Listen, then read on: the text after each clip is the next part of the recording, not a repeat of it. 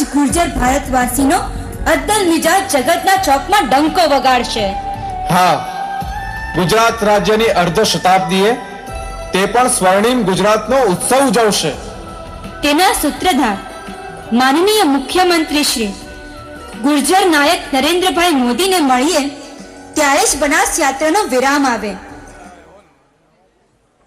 અરવલ્લીની હારમાળામાં ઉછરેલું આપણું બનાસકાંઠા, અરવલ્લીની ગોદમાં પથ્થર પર પાટું મારીને જીવતર જીવવાની મથામણ કરતો સદીઓ જૂનો આપણો ઇતિહાસ, અનેક સંગઠનો,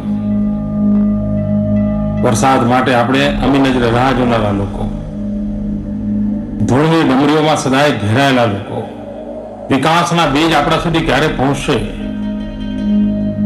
શિક્ષણની શોભા આપણા જીવનને કેવી રીતે નવતર બનાવશે, એવા અનેક બાબતોની મૂંઝવણોની વચ્ચે બનાસકાંઠાનો દમખમ, બનાસકાંઠાની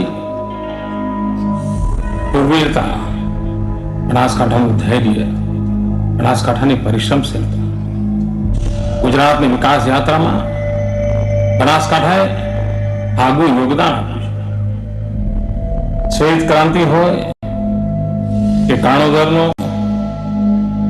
હસ્તકલા ઉદ્યોગ હોય, કોન્ક્રીટની ગાય હોય,